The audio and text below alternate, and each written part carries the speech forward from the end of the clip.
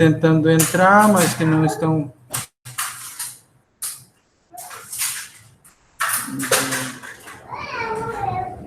Onde é que são as solicitações? Não estão aparecendo para mim. Vamos lá, é a primeira, algumas casas a gente tem que... Não estão aparecendo para mim essas solicitações de gente que quer entrar. Onde está? São 150 participantes que podem entrar. Nós ainda estamos em 32, estamos longe disso ainda. Peçam para quem está tentando entrar, sair e tentar de novo, porque às vezes a chamada... né? Vitor Matias. O detalhe é que não está aparecendo para mim, é porque aparecem as mensagens quando as pessoas solicitam. Vocês podem me fixar aí na tela por enquanto? Peçam para a pessoa sair, né? As pessoas podem estar tentando o link anterior, foi mandado um novo link, gerado um novo link para as pessoas entrarem. Eu vou colocar aqui para vocês o link que está sendo usado agora, caso alguém esteja com dificuldade, certo? Entrem por esse, ó, porque para mim não está aparecendo ninguém aqui para entrar.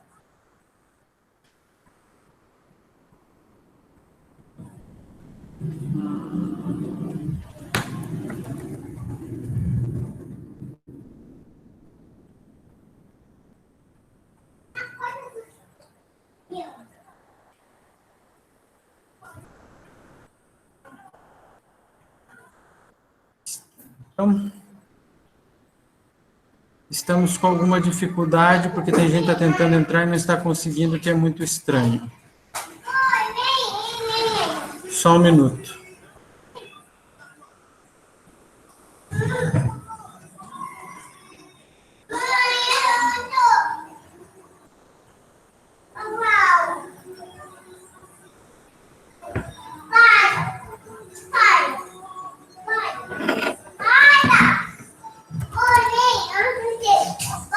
Só um minuto. Vamos ter um pouquinho de paciência, porque é o começo, né? E olha só. Bem, Lucas. Vocês estarem fazendo muito barulho, vocês vão ter que ficar lá no último quarto. Porque o pai está falando aqui ao vivo. Está ouvindo, Beto? Daqui a pouco vai ter que parar.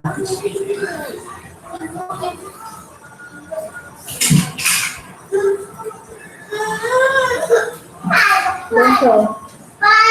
Volta no que estava antes.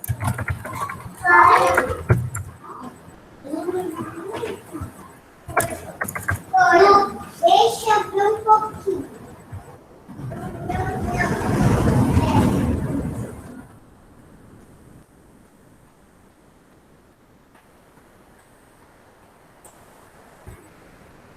Vamos ver aqui. Só um minuto. Porque aqui não está aparecendo para mim as solicitações novas, não. Aqui.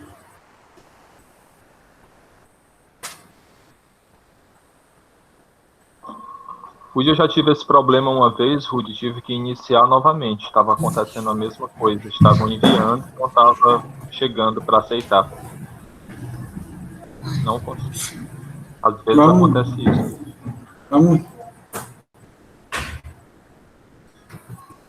Vamos, mas se eu fizer isso agora de novo, vai ficar um problema. É verdade.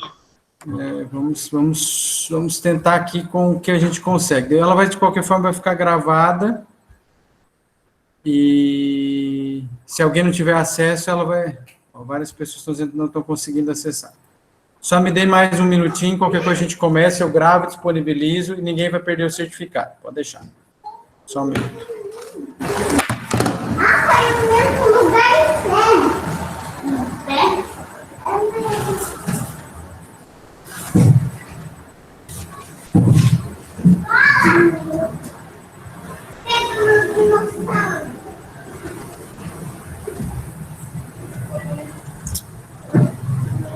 Toca de bola.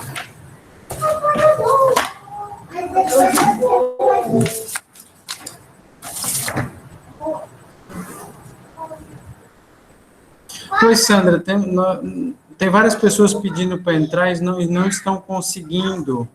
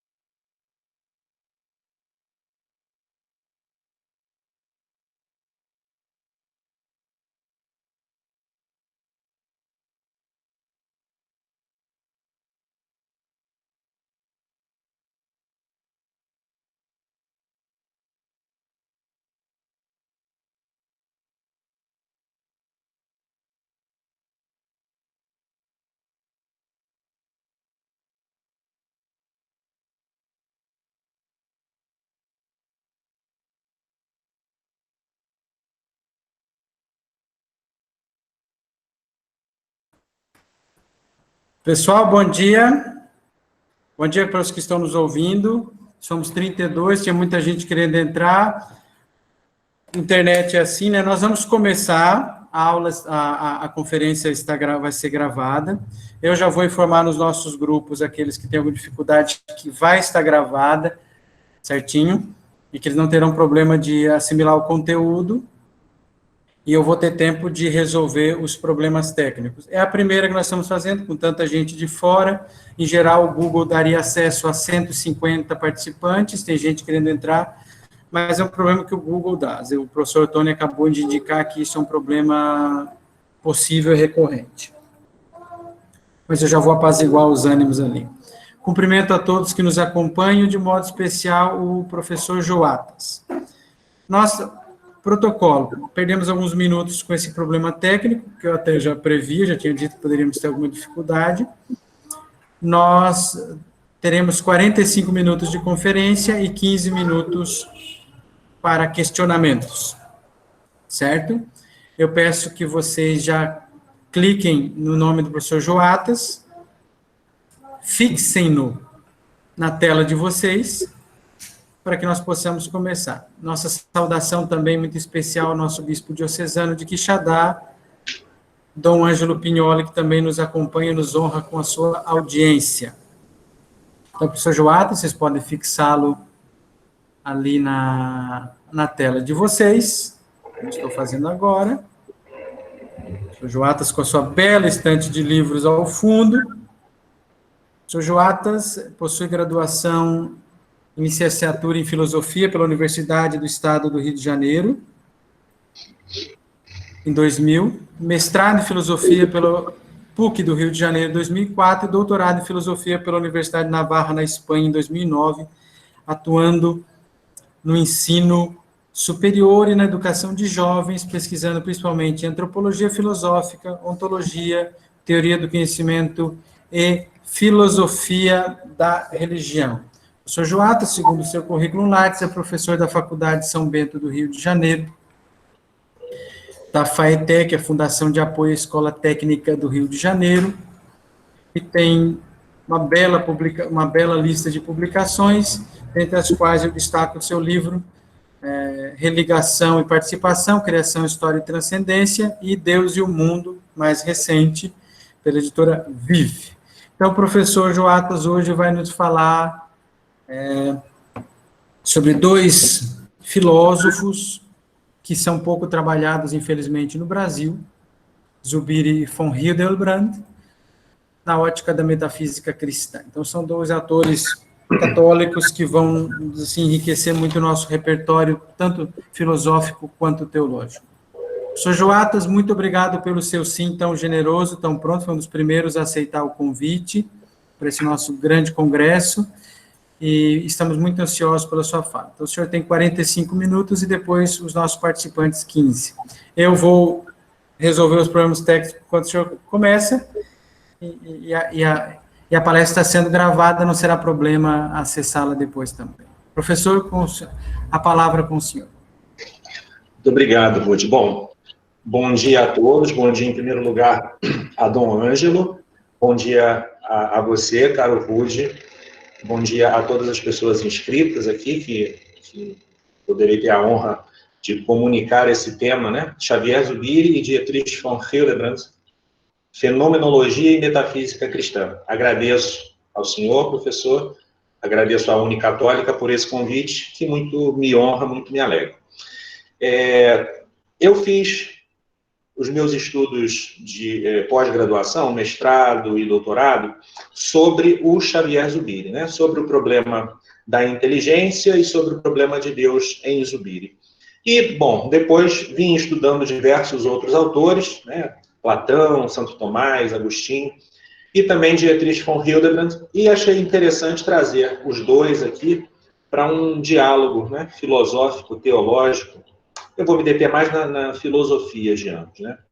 A gente pode dizer que o Zubiri e o Hildebrand são dois dos mais importantes filósofos e teólogos católicos no século XX. Né? Uma breve biografia de ambos aqui, né? O von Hildebrand nasceu em 1889 em Florença, na Itália, mas ele era de família alemã, possui cidadania alemã, né? Ensinou na Universidade de Munique, mas como se opôs ao regime nazista, de maneira aberta, de maneira franca, teve que fugir do país e acabou exilado nos Estados Unidos, onde, no final das contas, permaneceu no fim da guerra, e lá também ele ensinou. Ele foi influenciado por Russell, né, por Edmund Husserl, por Max Scheler, sobretudo, aprendendo do primeiro o método fenomenológico e sendo inspirado pela ética dos valores do segundo, né? A sua primeira esposa faleceu em 1957, ele depois se casou novamente, né, com a famosa Alice von Hildebrand, que também é filósofa, também teóloga, e morreu em 1977 nos Estados Unidos. Já o Zubiri nasceu em 1998, em São Sebastião, País Basco, Espanha. Ele estudou teologia, ele foi sacerdote, depois, por uma crise pessoal, ele acabou, considerou que não tinha vocação, foi reduzido ao estado laico, se casou-se com Carmen Castro, filha do famoso historiador espanhol Américo Castro. E, bom, estudou também com Husserl, com Heidegger, estudou ciências. A tese de doutorado dele em filosofia foi dirigida pelo Ortega y Gasset, de quem era amigo, também foi amigo e professor do Julián Marías, junto com Ortega y Gasset. Fazia parte da chamada Escola de Madrid, uma escola que não era exatamente uma escola no sentido de que ambos, de discipulado, mas, né, do lugar, né, assim, foi bastante fecunda a filosofia espanhola na primeira metade do século XX. O Hildebrand foi chamado por Pio XII, né, o doutor da Igreja do século XX. Talvez a sua principal contribuição à filosofia seja a sua ética dos valores, que é verdadeiramente admirável, né? Embora a mais famosa seja a do Max Scheler, eu pessoalmente considero a ética de Hildebrand mais profunda e mais fecunda. Eu não tenho como provar isso hoje aqui, porque não é o tema. Mas ele utiliza a análise fenomenológica, ele utiliza e também descobre ou redescobre uma afetividade espiritual muito presente, por exemplo, em Santo Agostinho ou nos teólogos místicos, e faz uma análise do coração, uma análise do amor entre o homem e a mulher, que também é belíssima. Todas essas descobertas também são aplicadas nos seus escritos de teologia espiritual, como o livro que, para mim, é um clássico, chamado Nossa Transformação em Cristo. Recomendo a todos. Além de outros grandes livros, como Ética Cristã, como Coração, e também Atitudes Éticas Fundamentais, é um opúsculozinho que tem publicado pela Quadrante, permita-me fazer a propaganda aqui, não ganho nada, mas esse tem em português. Também O Amor entre o Homem e a Mulher tem em português. Bom, já o Zubiri, ele, tendo estudado com esses grandes mestres, né, fenomenólogos, Husserl, Heidegger, Ortega, e também tendo estudado teologia escolástica, né, com Zaragoza na Universidade, no Seminário de Madrid, ele acabou desenvolvendo uma espécie de fenomenologia realista, indo além do método fenomenológico, como também o Hildebrand foi além do método, não se ateve à filosofia fenomenológica husserliana, que acabou redundando em idealismo. Vou falar, então, agora um pouquinho sobre a fenomenologia e a gnosiologia dos autores, e depois um pouquinho sobre a metafísica dos dois autores, tentando fazer uma ponte entre um e outro, né? Ambos foram inspirados por aquele lema do Husserl nas investigações lógicas, de voltar às coisas mesmas, de recuperar a realidade, o ser, como objeto do pensamento filosófico, superando assim o horizonte idealista do pensamento moderno, né? Mas ambos não se limitaram ao horizonte da fenomenologia, mas a tomaram como um método fecundo, para apreender aquela verdade inteligível que se apresenta à consciência, indo, entretanto, além dessas essências imanentes ou presentes na mente em direção ao fundamento metafísico da realidade, né? Outros autores fizeram isso também. A gente pode pensar, por exemplo, em São João Paulo II, né, Karol Wojtyła, que hoje celebramos seu centenário de nascimento. A gente pode pensar em Santa Edith Stein. A gente pode pensar em outros autores que fizeram essa ponte entre a fenomenologia e o realismo, seja através do tomismo, seja através do agostinianismo, enfim. Eu acho que para a filosofia cristã do século XX, a fenomenologia foi bastante proveitosa, bastante útil, e às vezes se tem em meios um pouco tradicionais uma ideia de que a fenomenologia sempre vai arrastar a filosofia ao subjetivismo ou a um sentimentalismo, mas isso não é correto. A fenomenologia pode fazer isso, e fez em alguns autores que a adotaram, sobretudo entre psicólogos, né, empíricos, entre psicólogos cientistas, que muitas vezes não compreendem a fundo a potência filosófica do assunto. Então vamos ao Hildebrand. Ele, na sua Ética Cristã, e eu cito aqui a partir da Ética Cristiana publicada pela Herder, de Barcelona, nos vai falar que o início do filosofar é o dado. O início do filosofar é aquilo que se oferece ou se apresenta à mente do filósofo como dado. Não é algo inventado, não é uma teoria fictícia, mas tampouco esse dado é aquilo que a gente pode imaginar de uma maneira vulgar, a experiência empírica ingênua ou primeira, assim, não está falando disso. Então, eu vou dizer exatamente o que ele diz que é, para não ficar aqui também com as minhas subjetividades, né? Ele vai dizer o seguinte, que a impressão meramente subjetiva é uma entidade que não tem outro estado na realidade que ser um objeto de minha consciência. Por exemplo, uma mera aparência, ficções ou ilusões. De outra parte, vai dizer ele, é impossível que uma entidade seja mera aparência se possui um caráter de intrínseca necessidade e de inteligibilidade plena. A justiça, o amor, o tempo, o espaço e outras entidades que têm a mesma necessidade e inteligibilidade intrínsecas não são nem podem ser meras aparências.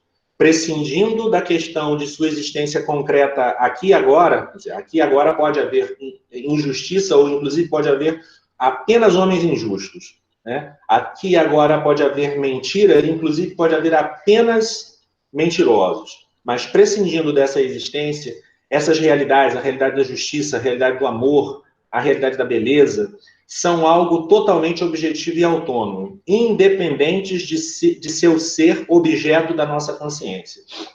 Ou seja, a fenomenologia nos descobre na consciência algo que nela se apresenta como não sendo dela, né? O próprio do dado descoberto pelo método fenomenológico é exatamente a percepção de uma realidade inteligível que está presente à consciência, mas que na consciência mesma é vista como algo que a supera, algo como que está além dela.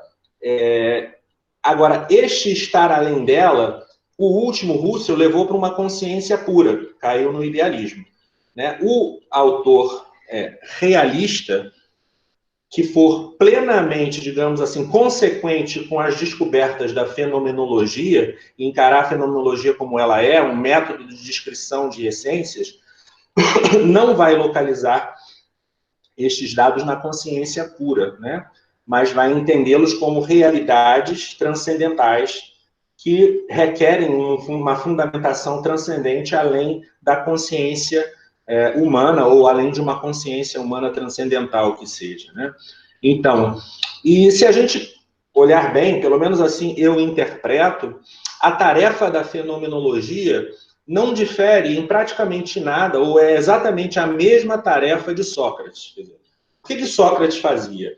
Numa época em que ninguém tinha verdade, ninguém sabia nada de nada, verdade de coisa alguma, numa época infestada de sofística, como é a nossa, né? Sócrates simplesmente ia perguntando, ia dialogando com as pessoas, para que elas se dessem conta de que, por exemplo, existe além da injustiça, existem ações justas radicadas em homens justos, mas homens justos que às vezes são injustos, às vezes são justos, mas existe a justiça. A justiça e a injustiça, né, existe essa polaridade nos valores, elas não são idênticas. A justiça não é idêntica ao sujeito que porta a justiça. Quer dizer, o valor é algo que se realiza numa determinada realidade, uma realidade humana, moral, e em outra também, quer dizer, transcende a essas realidades. Os atos justos provam que existe a justiça e que os atos justos convivam com injustiças na mesma pessoa e existam em pessoas diferentes também é uma evidência da transcendentalidade da justiça, né? Por exemplo, né? Os dados não são, já disse eu de alguma forma, a imagem do universo da experiência ingênua. Para chegar ao dado, é necessário purificar o conteúdo da experiência ingênua e purgá-lo de todas as influências inconscientes da doxa, né? Para chegar ao dado, é necessário fazer uma purificação, né? Coisa que é muito difícil. A gente pode ver no debate, eu não vou entrar aqui no mérito de nenhuma posição, mas a gente vê no debate sobre o coronavírus. Aqueles que defendem uma postura X, né? Por exemplo, a do presidente. Tem que todo mundo sair para a rua para trabalhar, não precisa usar máscara, não sei o quê. A cloroquina está provada que é assim por causa dessas experiências. Aquele que defende a postura Y, diferente dos apoiadores do presidente. Tem que ficar todo mundo em casa, a ciência prova isso. Em ambos os lados, muitas vezes há pessoas que sabem alguma coisa, né? Médicos, efetivamente, que conhecem as experiências que são feitas, que conhecem os resultados, que sabem aferir o significado dos resultados, mas muitas vezes as pessoas estão simplesmente repetindo coisas que não chegam a entender. Veja, eu não sei uma coisa só pelo fato de eu entender logicamente, compreendem? Eu sei uma coisa quando eu sei em pessoa que aquilo que eu estou dizendo é verdade para além da coerência lógica do que eu estou dizendo, né? Eu sei de uma realidade quando eu tenho a experiência da verdade, quando aquela verdade está presente à minha consciência como sendo algo que existe independentemente da minha consciência. Esse é o intuito da fenomenologia. Quando eu simplesmente recolho várias informações, faço uma síntese e digo isso, não necessariamente eu sei o que eu estou dizendo. Quer dizer, eu sei formular retoricamente, gramaticalmente e logicamente o assunto, mas isso ainda não é filosofia. As chamadas artes liberais ou trivium, né, que estão tão em voga hoje, são apenas a antessala da filosofia. Eu preciso saber falar, eu preciso saber entender logicamente, eu preciso saber falar de maneira convincente. Mas isso não tem nada a ver ainda com saber mesmo efetivamente aquilo do que eu estou falando. Eu sei efetivamente aquilo que eu estou falando quando eu tenho a experiência real, né, de saber, de poder comprovar, de ver intelectualmente, com nus, diriam os antigos, que aquilo que eu estou falando é uma realidade verdadeira, e não apenas uma realidade que tem uma coerência lógica, que tem uma beleza retórica, ou que tem uma conexão gramatical exata, enfim. O dado a que aludimos, voltou a dizer o Hildebrand, e que opomos às teorias, interpretações e hipóteses, é sempre uma entidade necessária e inteligível, o único objeto legítimo da filosofia, tal como o ser, a verdade, o conhecimento, o espaço, o tempo, o homem, a justiça, a injustiça, os números, o amor, a vontade e muitos outros. Tal é o objeto que possui uma essência necessária e profundamente inteligível, algo que se impõe a nosso entendimento, se manifesta e se convalida plenamente, quando enfocamos sobre ele uma intuição intelectual. O dado verdadeiro é, em princípio, algo que pode ser evidente para todos, né? Mas trata-se na fenomenologia de poder mostrar esse dado. Depois eu vou fazer uma diferenciação a respeito dessa questão do mostrar e do demonstrar. Na inteligência senciente zubiriana, na doutrina da inteligência senciente zubiriana, vão aparecer várias noções que apareceram na descrição que o Dietrich von Hildebrand faz do dado fenomenológico, mas vão reaparecer de outra forma. Obviamente, o Zubiri já não está tão preocupado em fazer casar a sua doutrina, a sua tese sobre a inteligência com a fenomenologia. Ele estudou a fenomenologia, ele viu que era útil, agora ele vai dizer da forma dele como ele entende que as coisas aparecem à inteligência e permitindo, então, depois o discurso, permitindo depois a ciência, né? O Zubiri vai partir de uma coisa que é o seguinte, ele vai considerar que na história da filosofia, a filosofia do conhecimento, no caso, teve uma oposição que foi uma oposição entre o realismo e o idealismo, né? Para os realistas, as coisas se apresentam à consciência. E para os idealistas, nós nos damos conta das coisas. Aí o Zubiri falava, os dois estão com a metade da verdade, né? Na realidade, quando nós conhecemos alguma coisa, nós nos damos conta de uma coisa que está presente, né? Nem só a coisa que cola na gente, né? se impõe na gente, e nem é só um dar-se conta que cria a objetualidade que a gente conhece, né? Então ele vai dizer o seguinte, o conhecimento é uma primeira aproximação, okay? É um dar-se conta de que algo está presente na minha consciência. E depois ele vai dizer o seguinte, houve um outro preconceito na história da filosofia que consistiu em haver separado a sensibilidade da intelecção. Evidentemente que isso não é verdade se a gente for pensar, por exemplo, na teoria aristotélico-tomista do conhecimento, onde o intelecto, a gente, e o intelecto possível, interagem com os sentidos internos, com os sentidos externos e com os sentidos internos. Mas, bom, todo filósofo faz alguma exageração, algum tipo de generalização, assim, para parecer mais original. Mas, enfim, Zubiri vai dizer o seguinte, o que nos separa dos animais não é a sensibilidade, mas é o modo de sentir, né? O animal sente, através dos seus sentidos, através das suas sensações, o mero estímulo, quer dizer, ele sente algo como que para responder, né? Sente fome para comer, a ovelha ouve o uivo do lobo para correr, quer dizer, é sempre um estímulo para uma resposta. Mesmo, os animais são behavioristas, né? Assim, o behaviorismo é a psicologia do animal puro e simples, do puro sentir. Nós, seres humanos, vivemos assim também muitas vezes. Nem sempre a gente vive assim no máximo da humanidade, né? Assim, com inteligência. Às vezes a gente vive nas dimensões inferiores e muitas vezes é o que Santo Tomás vai falar a diferença entre os atos do homem e os atos humanos. Os atos humanos são pensados, deliberados, são livres, são responsáveis, etc. E os atos humanos, os atos do homem, são não só aqueles que são instintivos ou irrelevantes moralmente, mas também aqueles que são realizados sem tomar consciência, né? Aquilo que em moral a gente vai dizer que são os atos inimputáveis. Podem às vezes até ser errados, moralmente, objetivamente errados ou maus, mas foram feitos por conta de alguma pressão, por conta de alguma situação que acabou tirando um pouco do entendimento e da liberdade da pessoa. Mas, enfim, o que nos separa dos animais é que os animais sentem o puro estímulo, é o puro sentir. Nós sentimos, diz o Zubiri, nós sentimos a realidade. E o sentir a realidade é inteligir sencientemente. Quer dizer, ele vai dizer o seguinte,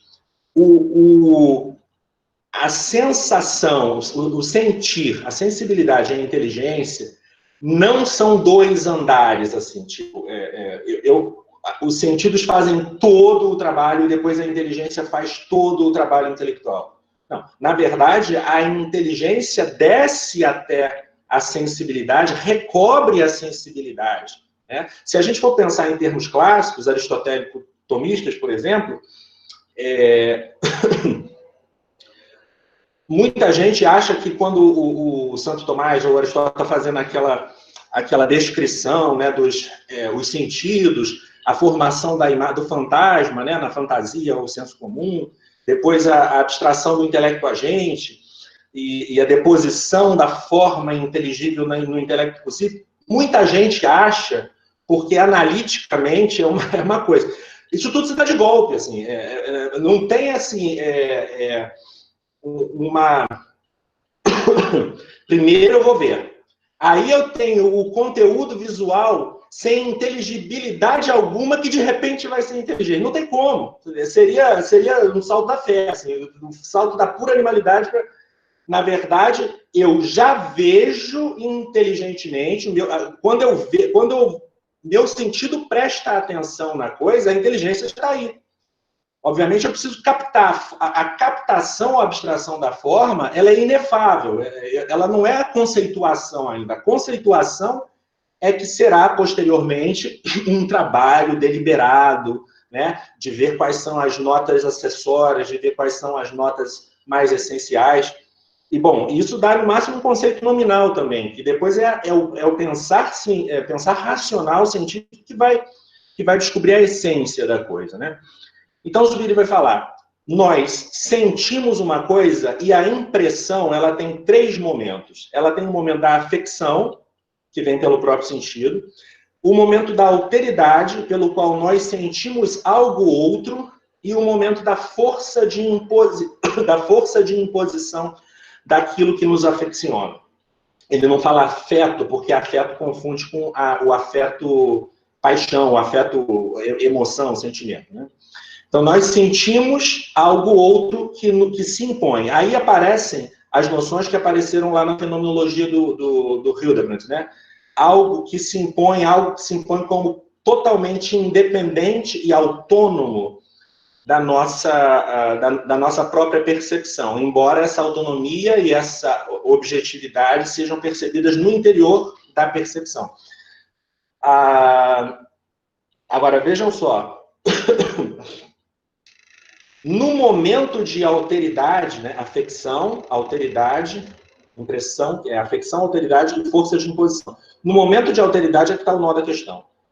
A coisa outra para o animal é estímulo. A coisa outra para o ser humano, quando intelige formalmente, ou seja, quando vê atentamente, quando percebe atentamente, é realidade. Formalidade de realidade. É essa a grande descoberta do Zubiri, que o faz superar a fenomenologia e o faz responder de maneira, a meu ver, definitiva ao idealismo moderno, a Kant, por exemplo, que é o maior dos idealistas, o Manuel Garcia Morente, outro mestre espanhol, dizia, só existem 2 filosofias, a de Aristóteles e a de Kant, né? Obviamente, a de Aristóteles é a verdadeira e a de Kant é a falsa, digamos assim. Mas o que o Zubiri faz, como profundo conhecedor de história da filosofia, ele era catedrático de história da filosofia, é entrar dentro do kantismo, entrar dentro da subjetividade, entender que a subjetividade é um elemento, digamos assim, indispensável, a análise da subjetividade é um elemento indispensável para a análise da verdade, para a análise do ser, para a metafísica. Né? Não dá mais para começar uma metafísica fazendo proposições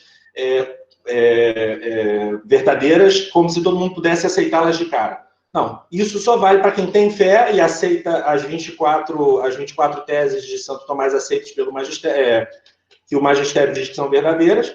Óbvio que são verdadeiras, não estou dizendo que não seja, mas estou dizendo, não há evidência das verdades, das proposições metafísicas assim sem mais, né? Ou então, para quem é idealista e aceita aqueles axiomas lá de Spinoza, assim, a substância é isso aqui, sem evidenciar nada, e daí, a partir daí começa a filosofar a partir de coisa que não foi mostrada, quer dizer. O idealismo carecia de fenomenologia, a fenomenologia veio tentar superar o psicologismo subjetivista, o subjetivismo da espécie, que nasce do idealismo, mas ele não conseguiu sair da consciência.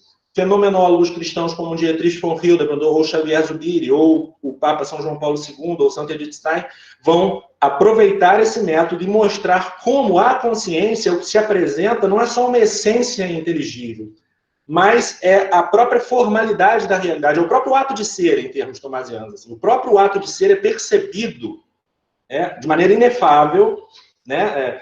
Na verdade, eu discurso com o logos depois, mas eu não poderia conceituar qualquer coisa, a partir do que o Zubiri fala, eu não poderia conceituar coisa alguma se eu, na minha percepção inteligente, antes da conceituação, já não visse de modo inefável, de modo que o homem comum, não filósofo, jamais vai saber dizer como, se eu não visse que aquilo que se apresenta é conceituável. Entendem? O conceituável é aquilo que não é a minha mente, é aquilo que se apresenta à minha mente como algo distinto dela. O conceituável é aquilo que tem uma essência inteligível que eu ainda não sei, quer dizer, não sei o que é. O Zubiri, com a inteligência senciente, descobre um momento prévio ao método fenomenológico de Russell. Ele vai lá no fundo da intelecção. Né? Obviamente, ele também vê isso a posteriori e projeta essa intelecção no momento. Quando eu estou vendo esse computador, as imagens de vocês que estão aqui na minha frente, eu estou vendo algo que é real, ou na linguagem zubiriana, algo que é de suyo, de si mesmo, se apresenta à minha consciência. Veja, eu estou vendo vocês, e inclusive até o computador que está fisicamente diante de mim, eu estou vendo a minha consciência. Né? Eu não estou vendo aqui os fótons, os elétrons, eu estou vendo a realidade tal como ela se configura para ser percebida pela percepção humana, né? Desculpa a repetição. Mas o que eu estou vendo, tanto faz o processo cerebral que as neurociências estudam, que vai entre a emissão das partículas de luz, passa pela minha retina, vai no meu sistema nervoso, no cérebro, tanto faz. A análise filosófica começa quando eu vejo já a realidade. Não, esse processo todo, quando o neurocientista diz que a realidade é feita pelo cérebro, ele não está entendendo o que ele está falando. Né? Ele não está entendendo o que ele está falando. Na verdade, todo esse processo do cérebro é um processo da natureza. É algo que acontece em nós, não é algo que é feito pelo ser humano. É algo que acontece no ser humano. É a natureza. Quando emerge a imagem, né, com o seu percepto, para poder ser conceituada, aí é que começa a inteligência humana. Tudo antes é animal, tudo antes é natural, da natureza. Todo o processo do cérebro que os neurocientistas estudam, tudo que é inconsciente, tudo que não aparece já como real, é algo que não diz respeito ao homem enquanto homem, ao homem enquanto tal. E nenhum desses estudos, eles podem ajudar a gente a entender como se dá, nenhum desses estudos nega a verdade da gnoseologia filosófica, da ontologia, nega a verdade da verdade inteligível. Né? Nenhum desses estudos. Os estudos estão estudando alguma coisa que está, digamos assim, no subterrâneo daquilo que emerge a nossa consciência. Inclusive o estudo do sistema nervoso, de como as coisas aparecem à consciência, não são relevantes no sentido de negar a verdade filosófica. Bom, estava aqui me empolgando com o Zubiri e tenho medo de que o tempo já vá acabar. Ainda tem tempo, né? Em 30 minutos que eu estou falando. Então, a verdade, segundo Zubiri, vai ser o quê? Vai ser a atualidade, a presença da realidade desde si mesma na inteligência. Porque não é a inteligência que cria a presença da realidade. A inteligência se dá conta de algo que está presente. E o presente aí tem um sentido mesmo de dom também, presente, dom. A realidade não é algo que eu me dei, a realidade é algo que eu recebo. Mas que eu recebo ativamente também, né? Como o intelecto agente de Aristóteles, que é o ato que faz, né? A inteligência zubiriana, ela se dá conta, ela apreende. Então, ele vai falar da apreensão primordial da realidade, que é esse momento de apreender o dessuio. Antes de apreender, antes de conceituar, antes de aprender a essência mundana, profunda da coisa, científica ou metafísica, a gente apreende o dessuio. E a gente vai, no dessuio, a gente vai da nossa inteligência, no dessuio, pelo dessuio, até a realidade extramental. Né? Muito bem.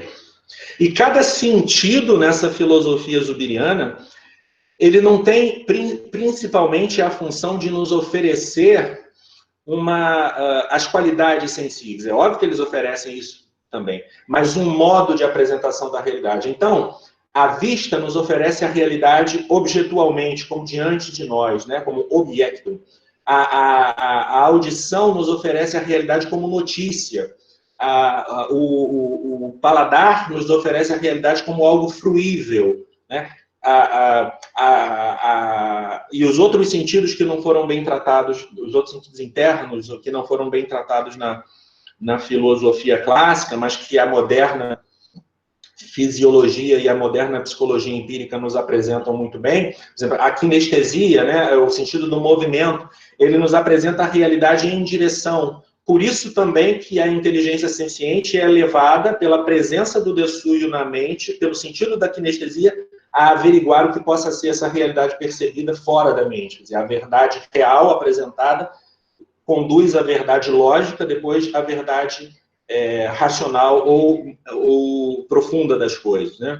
E assim vai, né? São 10 sentidos. A dor e o prazer apresentam a realidade como algo que é afetante, o calor e o frio como algo que é atemperante.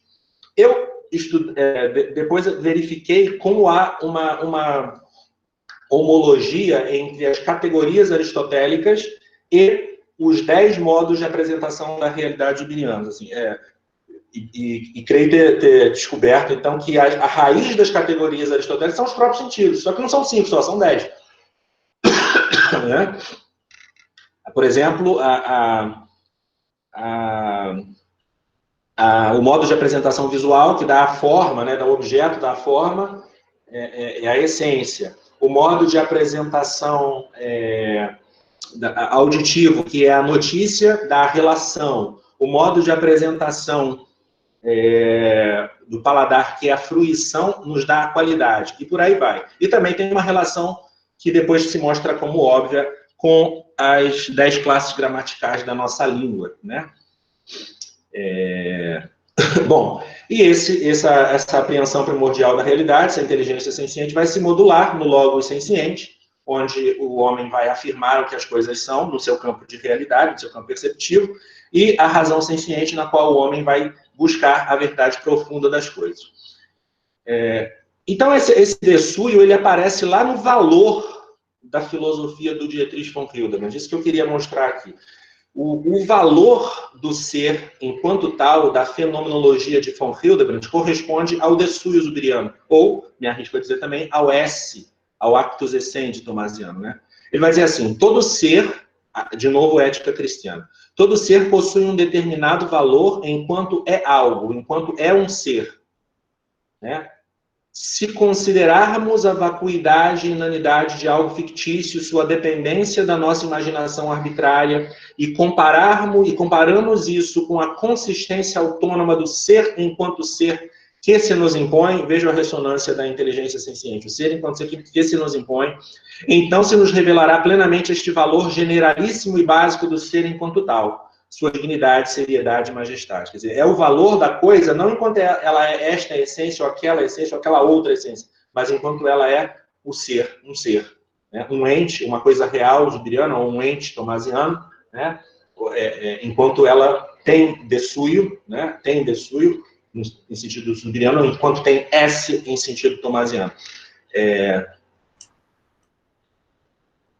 Não é o valor radicado na natureza ou na essência de um ser. É muito mais formal que qualquer valor ontológico encarnado na natureza específica de um ser. É o valor de ser, né?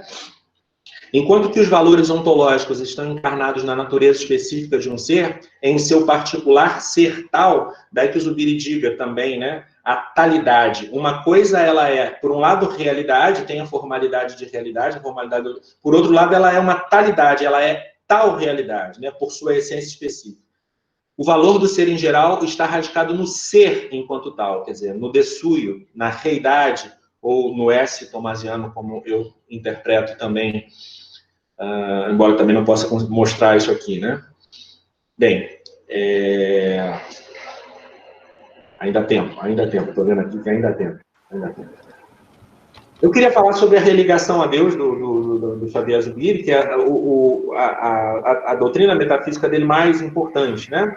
Que parte da apreensão da realidade e que chega na realidade absolutamente absoluta, a realidade divina, né? Então, até aqui a gente já viu como o Dietrich von Hildebrand entende a fenomenologia, já entende a fenomenologia superando a fenomenologia do último Russell, como o Zubiri elaborou essa doutrina da inteligência senciente, certamente com uma base fenomenológica, mas com uma percepção muito aguda de Suyo. Eu já vou responder. Com uma percepção muito aguda da presença do ser na realidade, é importante destacar o seguinte: o Zubiri tem uma influência, como também teve o Tomás, né? O Tomás teve a influência do pseudo-Dionísio na questão da metafísica, na questão do ser. O Zubiri também teve uma influência dos padres gregos, né? E de Ricardo de São Vítor. Ricardo de São Vítor e os padres gregos influenciaram bastante essa visão, que eu não diria que é mística, né? Porque o de suyo, alguém perguntou, de suyo é em espanhol, de suyo, S-U-Y-O, de seu, mas essa tradução literal de seu não faz muito sentido. O que o Zubiri quer dizer é mais ou menos o seguinte, né? No direito, algo que é de suyo, né, é algo que está em seu próprio direito, né? Estou falando em espanhol. Por exemplo, quando eu digo assim, o calor el calor es de suyo caliente, o calor é em e por si mesmo quente, a quentura é dele, a quentura não é algo, por mais que nós sentamos, a quentura é dele. Quer dizer, o de suyo significa dizer o seguinte, que a coisa se apresenta à nossa inteligência senciente como sendo dela mesmo. Veja, como dizer, é a autopertença que a realidade percebida tem no interior da nossa mente, no interior da nossa inteligência. Nós vemos o que é outro como se pertencendo, não como sendo um apêndice da nossa inteligência. Uma realidade percebida não é percebida como um elemento nosso, mas como um alter, como outro, né? De suyo, então, não é uma palavra só, como eu vi agora escreverem, né? D-E-S-S-U-I-O, é de sujo, né? O espanhol, de sujo, de si mesmo, de seu, né? As realidades são coisas de si mesmas, não são coisas nossas, não são acidentes. Vejam, a realidade inteligível, enquanto inteligível, não é um acidente da nossa inteligência. É como dizer, em termos clássicos, que a forma real, ela vem embebida no ato de ser. Né? Ela vem embebida com o ato de ser. Não é a entidade extramental. Né? Não é a entidade extramental. Não é a coisa na sua realidade extramental. Mas é a coisa enquanto... o que unifica, vejam, o que unifica as notas da coisa percebida não é só um trabalho da nossa inteligência, porque senão, no final das contas, o intelecto agente seria um modo mais de idealismo, compreendem? O que unifica não é só a ação da nossa inteligência. O que unifica é a presença o ser está na realidade extramental e ele vem junto com os elementos sensíveis que são perceptíveis, né? Senão não haveria como dar esse pulo. Senão, alguns manuais, né, de tomismo, que muitas vezes confundem a gnosiologia com a lógica, por exemplo, né? Confundem a simples apreensão com a abstração, né? Isso é uma confusão do caramba, porque a simples abstração é um processo de conceituação, ela é depois, não é um depois cronológico, percebam, não é um depois cronológico.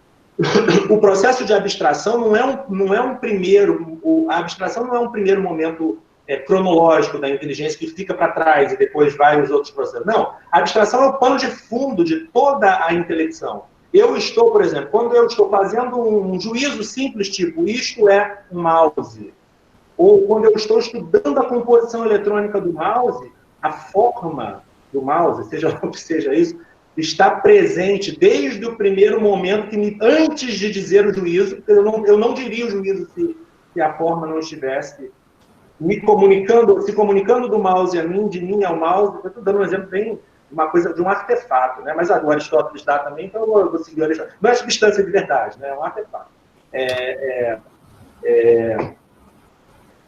Isso se comunica a mim, me leva até ele, e eu vou... É o próprio ser, é a própria luz do ser, do desfluio, do S, ou seja, que vai me levando dessa primeira apreensão, que é fundamental, a poder dar as definições nominais. Tipo assim, o que eu quero dizer é o seguinte: mesmo o sujeito mais nominalista do mundo, ele acha que ele está só juntando similitudes externas, mas ele não está fazendo isso. Né? Se a verdade é o realismo intelectual, então o nominalista, por mais, ele está elidindo o momento da forma real, ele está elidindo a abstração, ele está elidindo, ele não tem consciência. Quase todo mundo é nominalista na prática cotidiana. Mas isso não significa dizer que, na verdade profunda, o que está acontecendo nós estamos sendo levados pelo ser, mesmo que muitas vezes de costas para ele, mesmo que muitas vezes... não vou falar aqui o que ia falar, não, porque eu tenho o senhor bicho aqui, mesmo que muitas vezes não dando bola para ele, né? Não tem como não estar na realidade se não é pela apreensão da realidade, né? Não tem como ser, o nominalismo não tem como ser verdade. No fundo, o que eu quero dizer é o seguinte: o nominalismo, e com ele o idealismo também, porque o idealismo é um corolário é uma filosofia de animais superlógicos, não de animais inteligentes. Percebe? O nominalismo é uma filosofia de animais superlógicos, né? Não de animais inteligentes. Porque é possível viver neste mundo com uma inteligência, digamos assim, cerebral, pré-intelectual, ou que bota entre parênteses o momento intelectual da razão, né? O momento intelectual é essa percepção do ser, essa percepção é possível viver aqui. É possível viver aqui como um super macaco, digamos. É possível viver neste mundo como super animais, super lógicos, e não prestar a mais mínima atenção no ser. Agora, se nós não prestarmos atenção no ser,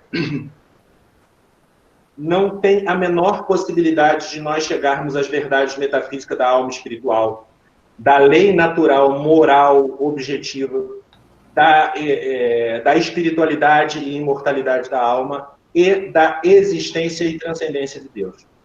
No máximo, a gente vai chegar a um psiquismo confuso com o mundo, reencarnação, por exemplo, né? Nunca nos libertando.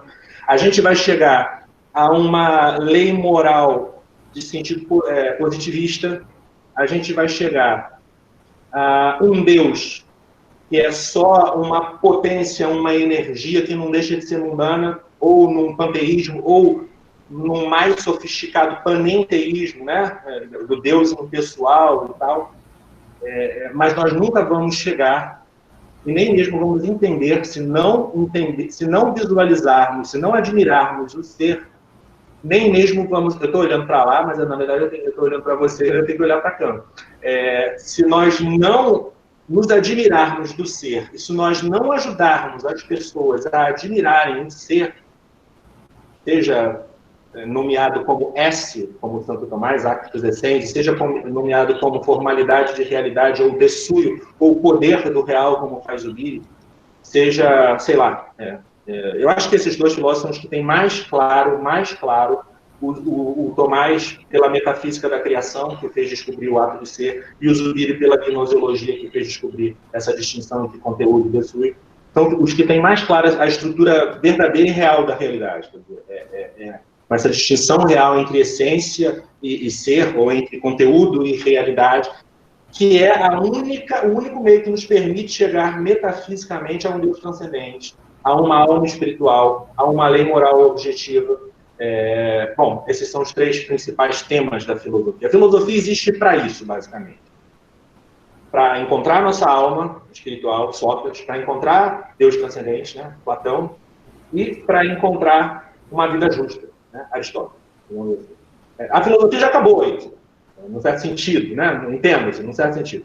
Tem que desenvolver isso, tem que destrinchar, e a fé cristã ofereceu os dados da revelação, melhorou isso aí e tal. A modernidade, com a descoberta não, mas o estudo da subjetividade, obriga o filósofo cristão a se dar conta da subjetividade, né, do mundo da política, da democracia, das relações sociais, ou seja, mas a filosofia, no meu modesto entendimento aqui, basicamente existe para dar conta da alma, da lei e de Deus. A alma, a lei e Deus. A alma, a lei que se apresenta à alma e a lei que leva a Deus. Né? Essa lei também é o outro nome do ser. Né? A lei é o nome pelo qual o Dessuio o Dessuio é para inteligência especulativa. A lei natural é para inteligência, é para razão prática, né? Para inteligência prática. É a mesma coisa vista por dois lados. O ser, o poder do real que nos domina e que nos deve conduzir a Deus. Zubiri vai dizer assim, agora eu tô vendo que já está acabando mesmo. Faltam 7 minutos, se a minha conta está certa. Nós vivemos na realidade como algo possibilitante, algo que nos dá as possibilidades de viver, como algo impelente, como algo que nos obriga a nos realizarmos, e como algo útil, ou seja, a realidade, essa realidade do nosso entorno, não está falando de Deus ainda não, essa realidade nos sustenta, né, nos obriga, né, nos dá apoio, né. Essa realidade concebida dessa forma, como possibilitante, impelente e última, é o que o Zubiri chama de poder do real. Então, na antropologia filosófica, o que na gnosologia é o Dessuio, essa coisa estranha, é o poder do real. Claro que aí tem uma ressonância, para quem estuda filosofia da religião, com humana, né, da filosofia da religião poder. Mas, obviamente, o Zubiri é muito mais metafísico do que as religiões primitivas, e ele dá um sentido que é o poder do real não é o poder de Deus, mas o poder do real é o reflexo da presença de Deus na realidade, né? E ele vai dizer o seguinte, esse poder do real está em todas as coisas, mas não é nenhuma delas, né? Não se confunde com nenhuma delas, é um plus, um mais em cada uma delas. No entanto, não existe fora delas, esse poder do real está imanente ali, não é transcendente. Ele fundamenta a nossa vida, nós estamos religados às coisas pelo poder do real, precisamos das outras pessoas e das outras coisas, não vivemos sem essa religação, sem essa relacionalidade, né, próprio do nosso caráter pessoal. Né, o próprio do nosso caráter pessoal é perceber formalmente a religação que religa tudo, né, o ser que religa tudo. Então, se o poder do real é um mais, não está fora das coisas, está em todas, transcendentalmente em todas, mas não está fora delas, então tem que existir uma outra realidade, a realidade absolutamente absoluta, Deus, que funda o poder do real nas coisas que nos funda, né? Então, agora, esse logo existe Deus não é um silogismo, né? Se fosse um silogismo, Deus estaria contido, o poder do real estaria contido nas coisas. É preciso um poder, na metafísica que justifica a existência de Deus, é preciso um poder intelectual maior do que o da lógica, maior do que o porque a lógica não sai de onde ela partiu, na verdade ela só mostra melhor. Se o poder do real fosse Deus, então a gente cairia no panteísmo, né? Mas o Zubiri diz, não é panteísta, ele vai dizer Deus presente nas coisas reais como fundamento. As escrituras dizem, né? Atos dos Apóstolos, não lembro agora o capítulo e o versículo, neles somos, nos movemos e existimos. São Paulo falando nos Atos, neles somos, nos movemos e existimos. Ou seja, Deus está presente nas coisas, nos religando a Ele através das coisas. Essa religação não é ainda a graça, é a relação criatural. Ela é o fundamento para que possa haver graça, para que possa haver salvação, para que possa haver santificação, para que possa haver amizade com Deus, né? Nós podemos estar religados a Deus de maneira aversiva, nós podemos estar religados a Deus de maneira conversiva. Ao estarmos religados a Deus de maneira conversiva, estamos em graça, né? Essa presença de Deus é aquela presença que Santo Tomás, na primeira parte da Suma Teológica, questão 8, vai falar a presença de Deus na criação, nas coisas criadas. Deus está presente como causa eficiente, mas na alma, em graça, ele está presente como amigo, conhecido e amado. né? Da mesma forma, a religação zubiriana é esse momento em que Deus está presente em todas as coisas, as convocando através da realidade para que se voltem para Ele, né? A religação, Deus religando as coisas, é o fundamento do mundo, o fundamento do mundo. Ele está presente no mundo enquanto fundamento, mas ele o transcende enquanto ele é a realidade absolutamente absoluta, que assim não necessita do mundo. Porém, o mundo está em Deus, necessita de Deus, há uma dependência ontológica. Essa dependência da religação é aquela dependência que aparece sempre ao final de cada uma das 5 vidas de Santo Tomás, né? Quer dizer, o mundo está constituído em Deus, depende de Deus, não é panteísmo, nem é panenteísmo, ou seja, essa presença de Deus não é a essência do mundo, mas essa presença de Deus é o fundamento conservante, criador e conservador do mundo. Bom, falamos aqui de Dietrich von Hildebrand de Zubiri, mais de Zubiri, porque eu conheço bastante mais de Zubiri, né? Vimos como a fenomenologia abriu-nos as portas da recuperação da realidade.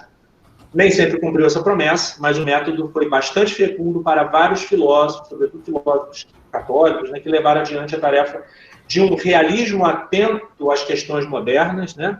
Aí a gente tem São João Paulo II, a gente tem Santa Edith Stein, a gente tem Max Scheler em sua fase católica, né? Infelizmente não morreu católico, a gente tem Dietrich von Hildebrand, e a meu ver também deve ter sido um santo homem, a maneira como ele fala, com o amor que ele fala nos escritos espirituais dele, denotam uma certa santidade. E o Dietrich von Hildebrand, e o Xavier Zubiri, e se talvez não tenha sido santo, eu acho que foi o mais genial de todos os filósofos contemporâneos.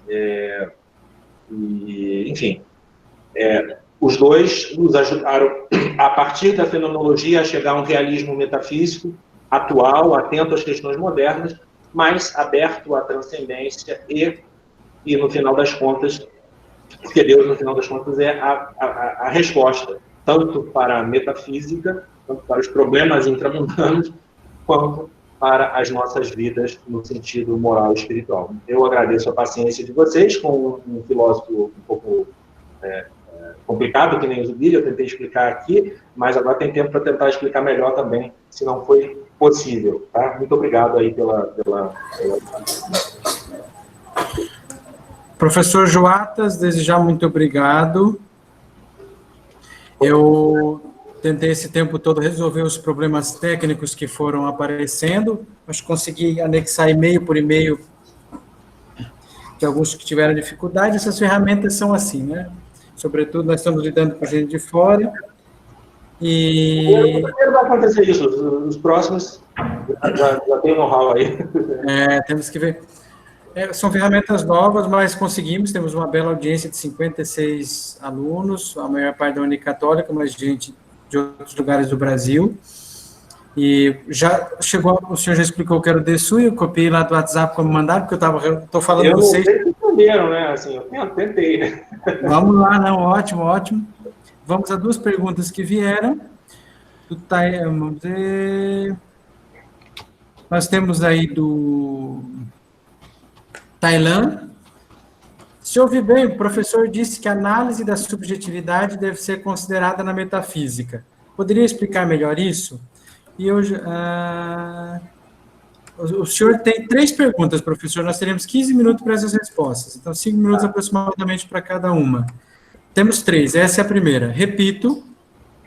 Perdão, eu comecei com a segunda, né? Mas o professor disse que a análise da subjetividade deve ser considerada na metafísica. Poderia explicar melhor isso? São 4 perguntas. Então, essa é a primeira. São 4. Tá. Tailã Granzotto. Posso começar então? Pode, eu acho que vamos pergunta por pergunta para ser mais objetivo. Tá. Eu disse que a análise da subjetividade deve ser considerada na metafísica. Poderia explicar melhor? Bom, se a gente pensar bem, o principal tema... Vamos ver se eu consigo chegar onde eu quero. O principal tema da teologia cristã é a Santíssima Trindade, certo? E a Santíssima Trindade é a revelação do caráter pessoal de Deus. E este caráter pessoal de Deus, Deus é pessoa, não só Deus é pessoa, como são 3 pessoas divinas, é o fundamento do caráter pessoal do ser humano, né? O ser humano, ele é um ente distinto dos demais entes, digamos assim, do cosmos visível. Vamos colocar os anjos entre parênteses, né? O que caracteriza o ser humano é o que caracteriza mais o ser humano é o seu caráter pessoal. Digamos assim, o S, o ser ou actus essendi humano é um ato de ser pessoal, né? O ato de ser pessoal. Então, a revelação e a teologia cristã nos brindaram com essa noção de pessoa, né? Boécio, no seu tratado sobre a Trindade, aliás, foi quem deu a definição que ficou clássica. Pessoa é a substância individual de natureza racional. Com isso, a substância humana está acima de todo o cosmos material. Isso, na teologia, obviamente, sempre foi tema. Mas na metafísica, nem sempre. Né? O escolasticismo, sobretudo tardio, não foi muito, não trabalhou muito essa questão, antropologia filosófica, embora a escola de Salamanca tenha estudado a lei natural, o direito da gente e tal. A modernidade desenvolveu o tema da subjetividade que Santo Agostinho tinha desenvolvido, né? Santo Agostinho nas suas Confissões, né? Em outros escritos também, né? nos solilóquios e outros, tinha desenvolvido. A modernidade tomou para si o tema da subjetividade, o tema não tratando como antropologia filosófica, mas tratando como teoria, epistemologia e a base também da metafísica. Porque, na verdade, a metafísica moderna é praticamente a oriunda da epistemologia. Né? Muitas vezes se confunde. No século XX, a pessoa humana se tornou um dos temas principais dos debates acadêmicos, filosóficos, da realidade sociopolítica com os direitos humanos, né, primeiro os direitos da pessoa lá da Revolução Americana e da Revolução Francesa, e mais tarde com os direitos humanos da ONU. Inclusive o filósofo católico Jacques Maritain ajudou a formular.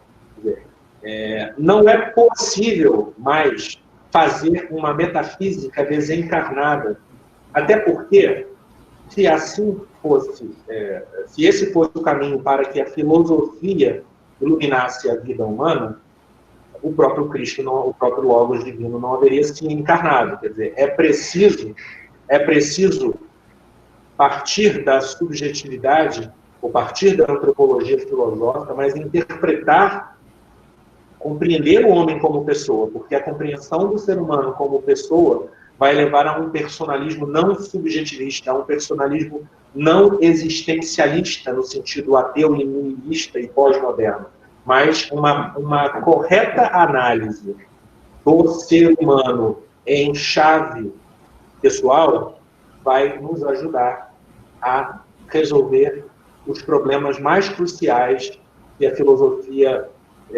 com os quais a filosofia pode ajudar a iluminar a vida humana.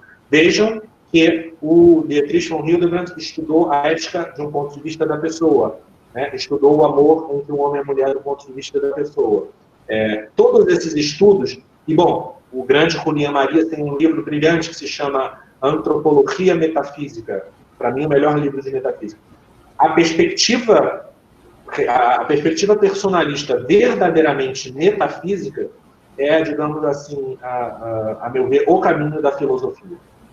Pelo menos o caminho de uma filosofia cristã que tenha algo a dizer ao homem como preparação evangélica ou como uma maneira de iluminar a vida humana, mesmo que o sujeito não se converta, mas para que viva de acordo com a sua humanidade. Os maiores problemas hoje são problemas que ignoram o caráter verdadeiro, pessoal, humano, o aborto, né, o problema de gênero e todos esses problemas que vocês sabem que não dá para entrar, porque senão não respondo também aqui as outras perguntas.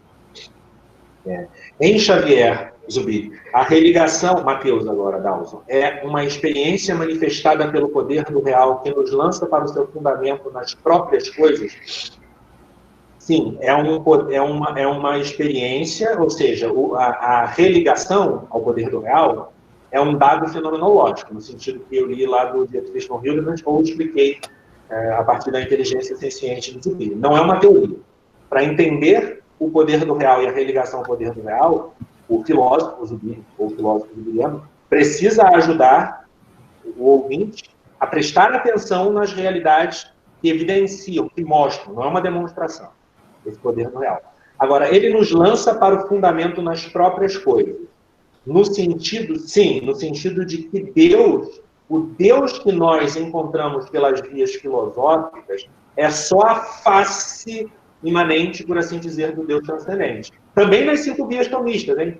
Quando a gente encontra a existência do motor imóvel, do ser necessário, da causa das causas, da inteligência ordenadora, né, ou do ser perfeito, sempre é o Deus voltado para o mundo, é o fundamento do mundo. A gente não encontra a essência divina em nenhum caso filosófico.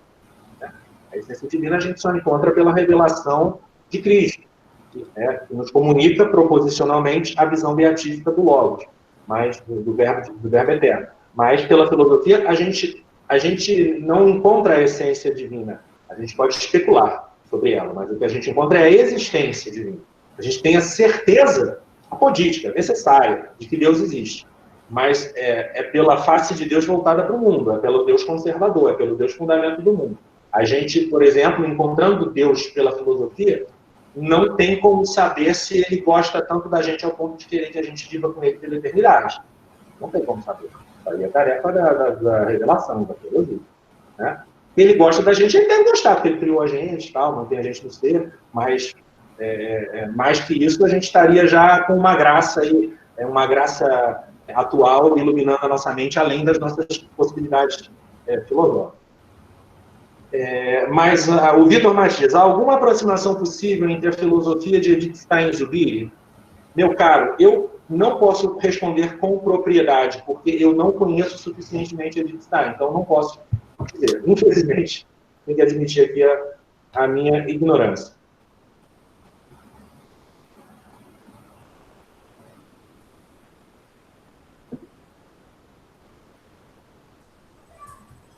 É isso? Mais uma pergunta pendente? Acredito que não, né? Hoje nós estamos...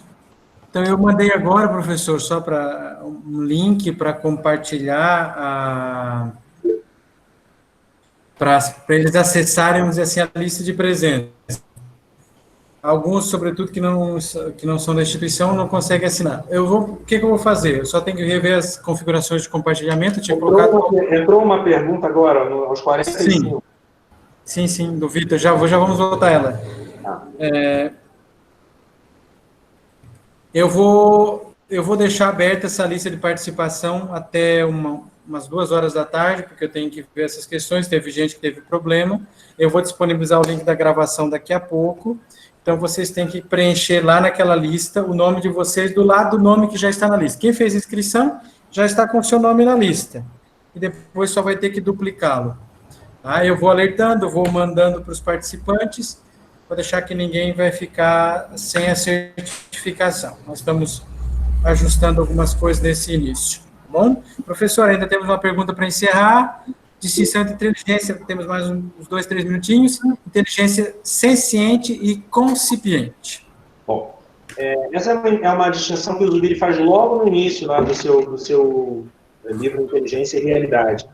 A inteligência concipiente é a inteligência que faz da conceituação o momento primordial do intelecto. Quer dizer, é como se a inteligência não começasse até que elaborasse um conceito.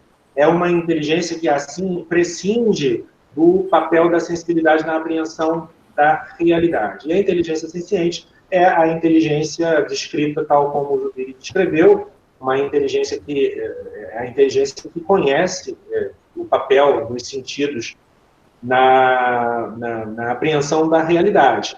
Né? A inteligência concipiente clássica é o nominalismo, né?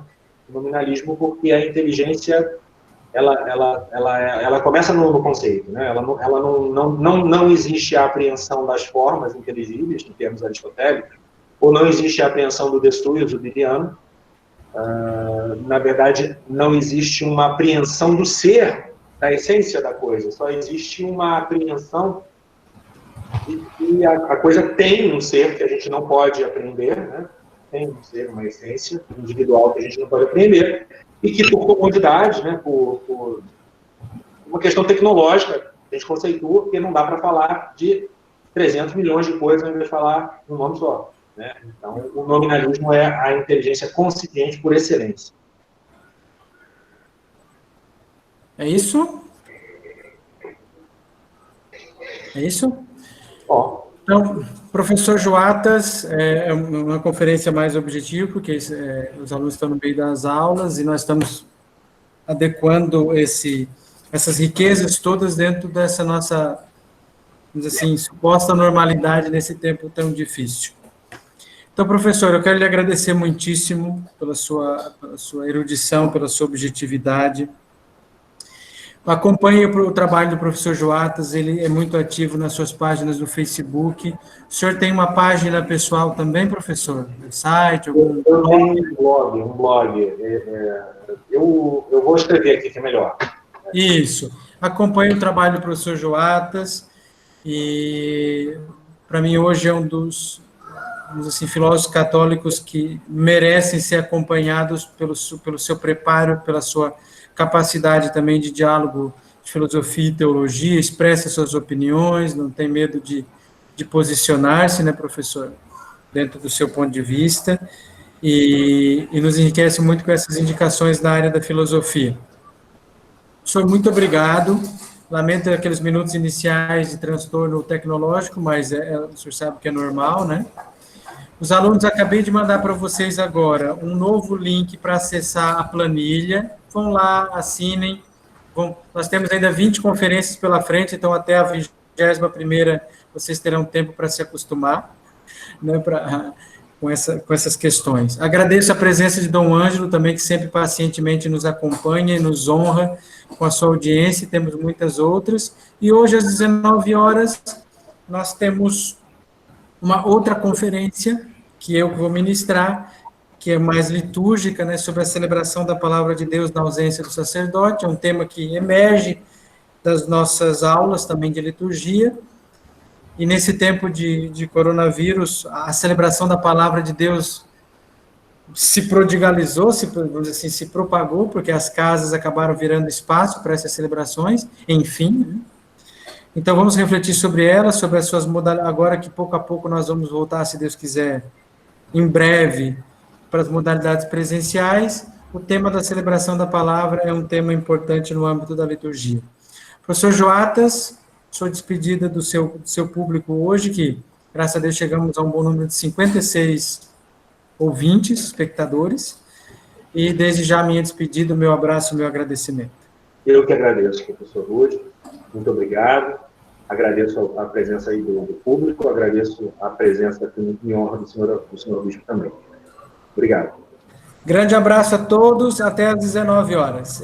Vamos fazer um protocolo, às 19 horas eu vou entrar uns 20 minutos antes, e nós vamos tentar resolver qualquer problema técnico de acesso nesses primeiros 20 minutos, para começarmos às 19 horas.